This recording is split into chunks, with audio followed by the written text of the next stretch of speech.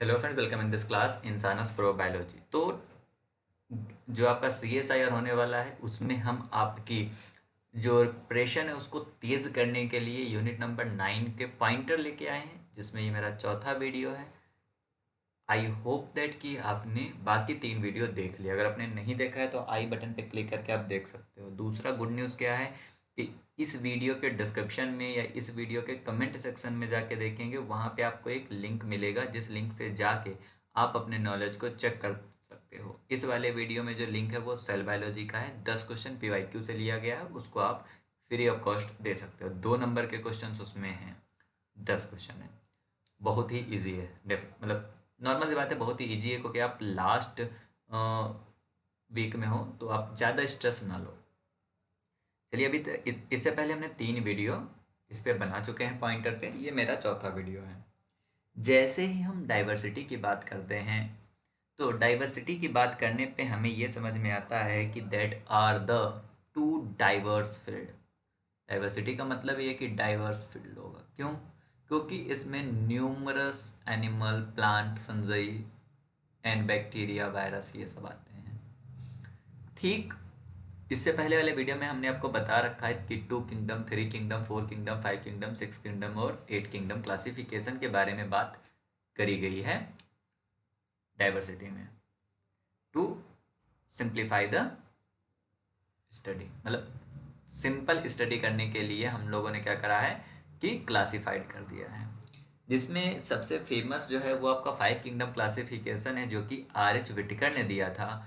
उन्होंने 5 kingdom classification में जो किंगडम बनाया था वो था आपका Monera, protista, fungi, Monera, protista, fungi, Plantae और एनिमेलिया।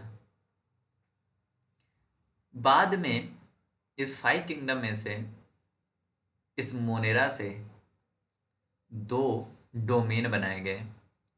एक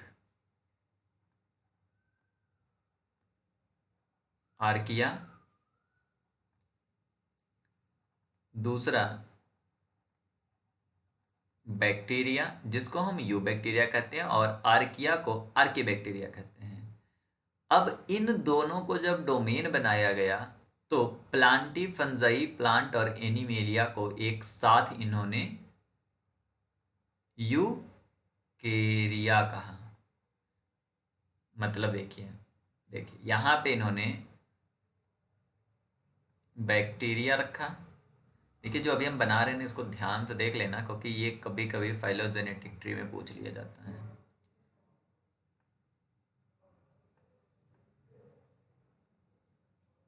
इसे इन्होंने यूकेरिया कहा। और ये जो यूकेरिया वाला लाइन है, इस वाले से इन्होंने आर्किया निकाला। ये मैंने इसलिए कहा ध्यान से देखना, क्योंकि ये वाला जो है वो कहाँ से है वो दिखाया मैंने यहाँ पे। और यूकेरिया में इन्होंने दिखाया है कि प्रोटिस्टा, फंजाई, प्लांट और एनिमेलिया, वो आपका यूकेरिया में है। और इसे हम ट्री ऑफ लाइफ कहते हैं। और इन तीनों को हम 3 डोमेन ऑफ लाइफ कहते हैं। और ये जो 3 डोमेन ऑफ लाइफ जो है, ये जिस साइंटिस्ट ने दिया है उस साइंटिस्ट का नाम है कार्ल वूज। तो Carl Woese 3 domain of life classification system divide the life forms into the archaea, bacteria and eukarya on the basis of difference in the 16S ribosomal RNA, जिसे हम rRNA स्ट्रक्चर्स बोलते हैं। मतलब 16S rRNA के base पे Karl whose ने पूरी life form को 3 डोमेन में बांटा था, जिसे हम आर्किया, बैक्टीरिया और यूकेरिया कहते हैं। देखो, हम यहाँ पे पॉइंटर्स लेके आ रहे हैं। ये सारे पॉइंटर्स आपके PYQ से है, इसलिए इसमें रैंडम पॉइंट्स आपको मिलेंगे, कोई इसमें सिस्टमेटिक नहीं है। डेफिनेटली जिस दिन भी मुझे टाइम मिलेगा हम डाइवर्सिटी ऑफ लाइफ पे लेक्चर निकालेंगे, जो 2023 के लिए तो नहीं, हाँ 23 दिसंबर या फिर 24 जून के लिए बहुत ही ज़्यादा फायदेमंद होने वाला है। अब यहाँ पे हम बात करते हैं टेक्सोनॉमी की। तो एक टर्म होता है न्यूमेरिकल टेक्सोनॉमी, न्यूमेरिकल टेक्सोनॉमी या फिनेटिक्स। न्यूमेरिकल टेक्सोनॉमी और फिनेटिक्स ये एक टेक्सोनॉमी के मतलब टाइप है जिसमें हम एनिमल को डिफरेंट डिफरेंट टेक्सा में डालते हैं, group the species into a different taxa बोल सकते हैं, हायर टेक्सा बोल सकते हैं। और ये जो टेक्सा में डालते हैं वो डालते हैं ओवरऑल सिमिलैरिटीज के हिसाब से। कुछ टर्म्स मैं यहाँ पे हाईलाइट करता हूँ, that the reason is that कि आप उसको समझो। फिनेटिक्स क्या है? फिनेटिक्स, अगर आपसे कोई कहे कि टेक्सोनॉमी की कोई ब्रांच फिनेटिक्स है, फिनेटिक्स का मतलब आपके दिमाग में क्या आना चाहिए? फिनेटिक्स का मतलब आना चाहिए कि ओवरऑल सिमिलरिटी के हिसाब से अगर हम एनिमल को ग्रुपिंग करें तो वो फिनेटिक्स है। और ओवरऑल सिमिलरिटी में जैसे पैर, हाथ, नाक, मुंह, कान को मिलाए और उसके लिए नंबर दे कि 5 कैरेक्टर सिमिलर है, 10 कैरेक्टर सिमिलर है, 12 कैरेक्टर सिमिलर है, 13 कैरेक्टर सिमिलर है, that is a numerical term use करें, that is also called the numerical taxonomy. वहीं पे हमने नीचे भी फिर से वही लिखा कि phenetic classification is a system of classification based on the overall similarities of the organisms। Overall similarity के हिसाब से अगर हम एनिमल्स को क्लासिफाइड करते हैं तो उसे हम फिनेटिक क्लासिफिकेशन कहते हैं। या न्यूमेरिकल टेक्सोनॉमी क्या है? Classification system in the biological systematics which deals with the grouping by the numerical method of taxonomic units based on their characteristics. समझ में आ रहा क्या कहना है? Numerical method of taxonomic unit, जितने भी टेक्सोनॉमिक यूनिट है उसको न्यूमेरिकल मेथड में हम करें। हर एक कैरेक्टर को, मतलब जितने भी कैरेक्टर्स हैं उनको हम वेटेज देंगे। बट मजे की बात है कि न्यूमेरिकल टेक्सोनॉमी में जितने भी कैरेक्टर होते हैं उन सभी को इक्वल वेटेज दिया जाता है। मतलब कैरेक्टर है या नहीं, कैरेक्टर है तो 1, नहीं है तो 0। न्यूमेरिकल टेक्सोनॉमी का एम क्या है? Aim to create the taxonomy using numeric algorithm like cluster analysis rather than using subjective evaluation of their perspective. मतलब हम सब्जेक्टिव एनालिसिस ना करके हम न्यूमेरिकल एल्गोरिदम यूज करते हैं। सब्जेक्टिव में क्या है कि थोड़ा ज़्यादा इधर उधर हो सकता है, बट न्यूमेरिकल में मान लो कैरेक्टर है और नहीं है तो 1, नहीं है 0, है तो 1, नहीं है 0, that is a numerical algorithm. तो न्यूमेरिकल टेक्सोनॉमी में हम न्यूमेरिकल एल्गोरिदम यूज करते हैं to overcome the subjective evaluation. Subjective evaluation में क्या है? आप बोलोगे हाँ नीला तो है, थोड़ा नीला है दूसरे के कंपेयर में, दैट इज द सब्जेक्टिव। आपके लिए थोड़ा हो सकता है, किसी और के लिए ज्यादा हो सकता है। इसमें जितने भी कैरेक्टर हम यूज करते हैं उन सबको इक्वल वेटेज देते हैं। ऐसा नहीं कि कोई एक कैरेक्टर है तो उसमें उसको 5 दिया गया, किसी एक को 10 दिया गया। सबको इक्वल वेटेज, मतलब मान लो कि सबको 1 दिया गया है, 1 लेकिन टेक्सोनॉमी हम किस बेस पे करते हैं? ओवरऑल सिमिलरिटीज के हिसाब से, कितने कैरेक्टर सिमिलर हैं उस हिसाब से हम टेक्सोनॉमी करते हैं। That is called a phenetic taxonomy और द न्यूमेरिकल टेक्सोनॉमी। अब एक क्वेश्चन है कि कॉल वूज ने आरआरएनए ही क्यों यूज किया? तो उसका यहाँ पे रीजन दिया है, the rRNA gene sequence are very much conserved and thus slight change in the nucleotide sequence can be used for species identification. देखिए, अगर हम किसी एक पर्टिकुलर स्पीसीज की बात करें तो किसी एक पर्टिकुलर स्पीसीज में जो आरआरएनए जीन है वो बिल्कुल सिमिलर होगा, कंजर्व्ड है। अगर उसके सीक्वेंस में एक भी चेंज आए, बहुत ही छोटा सा चेंज आए, मतलब वो दूसरी स्पीसीज है। पर्टिकुलर स्पीसीज लेवल पे आरआरएनए कंजर्व्ड है इवोल्यूशनरी हिस्ट्री में। अगर चेंज है मतलब वो किसी और स्पीसीज का आरआरएनए है। जब हम स्टडी करते हैं इवोल्यूशन की क्लासिफिकेशन देखते हैं, क्लासिफाइड करते हैं, ग्रुपिंग करते हैं, तो हम कुछ मेथड यूज करते हैं, जिसमें से एक मेथड जो है पार्सिमनी, मैक्सिमम पार्सिमनी, और एक मेथड यूपीजीएमए है, एक मिनिमम इवोल्यूशन है, और अदर टाइप की है फाइलोजेनेटिक, मतलब इवोल्यूशनरी पॉइंट ऑफ व्यू से जब स्टडी करते हो तो आप ये सब पढ़ते हो। तो एक मेथड है यूपीजीएमए, जिसका पूरा नाम है unweighted pair group method with arithmetic mean.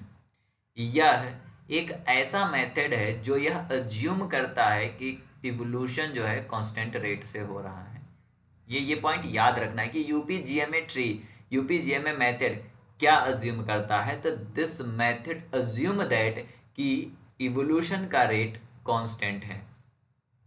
It need a distance matrix of the analyzed taxa that can be calculated from the multiple sequence alignment। मतलब क्या है कि मल्टीपल सीक्वेंस अलाइनमेंट हम करके सिमिलरिटीज पता लगाते हैं, और उस सिमिलरिटी मैट्रिक्स से हम डिससिमिलर मैट्रिक्स बनाते हैं, और डिससिमिलर मैट्रिक्स से हम मीन निकालते हैं, ब्रांच लेंथ निकालते हैं कि कितना किससे, मतलब कितना कौन सा टेक्सा दूसरे टेक्सा से कितना दूर है, और उस हिसाब से एक हम ट्री बनाते हैं, जिस ट्री को हम यूपीजीएमए ट्री कहते हैं। यहाँ पे लिखा हुआ है that is the simple agglomerative hierarchical clustering method. मजे की बात है कि यूपीजीएमए ट्री ही एक ऐसा ट्री है जो कि रूटेड ट्री देता है। इसके अलावा जितने भी ट्री फॉर्मेशन की मेथड है, फाइलोजेनी की जितनी भी मेथड है, वो सभी आपको अनरूटेड ट्री देता है। तो that is UPGMA tree give you a rooted tree, not a unrooted tree. UPGMA का फुल फॉर्म है unweighted pair group method with arithmetic mean, जो यह अज्यूम करता है कि आपका इवोल्यूशन का रेट कांस्टेंट है। यह डिससिमिलरिटी मैट्रिक्स पे डिपेंड करता है, मतलब पहले तो सिमिलरिटी मैट्रिक्स बनाता है, और उस सिमिलरिटी मैट्रिक्स से हम डिससिमिलरिटी मैट्रिक्स बनाते हैं।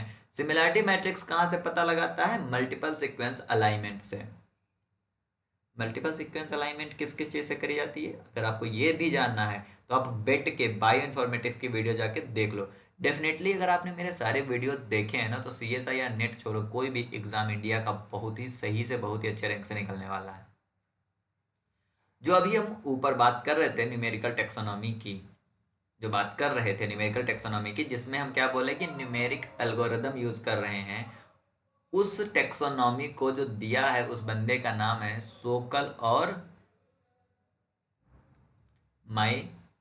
मिचनर। सोकल और मिचनर, जो कि न्यूमेरिकल टेक्सोनॉमी में एट्रीब्यूट दिया है। The important parameter consider for molecular phylogeny. अगर मॉलिकुलर फाइलोजेनी कोई कर रहा है तो उसमें जो पैरामीटर्स है वो कौन से पैरामीटर्स हो सकते हैं?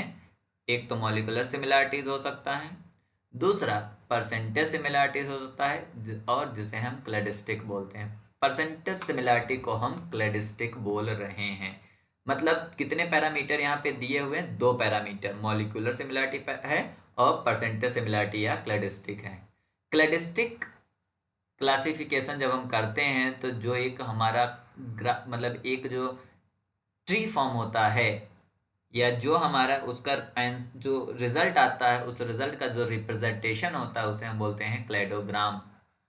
क्लैडिस्टिक क्लासिफिकेशन का जो रिजल्ट होता है, जो हमें दिखाई देता है, that is called a cladogram. तो क्लैडोग्राम क्या हो गया? Cladogram is a phylogenetic tree in which all individuals are represented in term of their evolutionary relationship। तो क्लैडोग्राम क्या है? क्लैडोग्राम आपका एक फाइलोजेनेटिक ट्री है, जो ट्री इवोल्यूशनरी रिलेशनशिप्स को रिप्रेजेंट करता है। Geographical distance do not provide any information about the phylogenetic relationship. जो आपका जियोग्राफिकल डिस्टेंस है वह आपका फाइलोजेनेटिक रिलेशनशिप के बारे में कोई भी इंफॉर्मेशन नहीं देता है। जैसे यहाँ पे हमने क्लैडोग्राम लिखा है, उसी तरह एक और होता है जिसे हम डेंड्रोग्राम कहते हैं। और डेंड्रोग्राम जो होती है यह ब्रांचिंग डायग्राम या ट्री है, जो कि इवोल्यूशनरी हिस्ट्री को शो करती है बिटवीन बायोलॉजिकल स्पीसीज और other entities based on there genetic characteristics. तो याद रखना, क्लैडोग्राम क्या है? क्लैडोग्राम आपका इवोल्यूशनरी रिलेशनशिप बताता है इवोल्यूशनरी रिलेशनशिप हिस्ट्री नहीं बता रहा। हिस्ट्री का मतलब क्या है? हिस्ट्री का मतलब है कि वो कब इवोल्यूशन में कब बाइफरकेट हुए थे, कितने मिलियन ईयर एगो वो इवॉल्व हुए थे, ये टाइमिंग जो है वो आपका क्लेडोग्राम नहीं बताता है। वो सिर्फ रिलेशन बताता है कि कौन किससे सिमिलर है। बट डेंड्रोग्राम आपका इवोल्यूशनरी हिस्ट्री भी बताता है। टर्म्स ध्यान रखना, क्लेडोग्राम इवोल्यूशनरी रिलेशनशिप बताता है कौन किससे ज्यादा सिमिलर है। डेंड्रोग्राम ये भी बताता है कि कौन कब इवॉल्व हुआ है। इवोल्यूशनरी हिस्ट्री बताता है डेंड्रोग्राम। लास्ट में एक टर्म है जो कि शायद पूछ लिया जाए कभी, कि हर एक एनिमल के लिए कैरोलस लिनियस, जिनका ओरिजिनल नाम कार्ल वॉन लिने है, उन्होंने एक सिस्टम प्रोड्यूस मतलब सिस्टम प्रपोज करा था जिसे हम बाइनोमियल नोमेनक्लेचर कहते हैं। बाइनोमियल नोमेनक्लेचर में जो है ये बाइनोमियल में बाई का मतलब होता है टू, नोमियल का मतलब होता है नाम, मतलब टू नाम सिस्टम, जिसमें एक नाम एक वर्ड जो है जीनस और सेकेंड नाम स्पीसीज को रिप्रेजेंट करेगा। इस सिस्टम के बाद उन्होंने अपना खुद का नाम कार्ल वॉन लिने से कैरोलस लीनियस रख लिया था। ये जो प्रपोज्ड मॉडल है, ये जो प्रपोज सिस्टम है, इस सिस्टम के अंदर वायरस को नहीं रखा गया है। यही इंपॉर्टेंट पॉइंट है कि बाइनोमियल नोमेनक्लेचर सिस्टम में वायरस को हम कंसीडर नहीं करते हैं। Thank you for watching this video. अगर आप हमारे नए व्यूअर हैं तो चैनल को सब्सक्राइब करके बेल आइकन को हिट कर लीजिए, क्योंकि डेफिनेटली इस चैनल को सब्सक्राइब करने के बाद और रेगुलर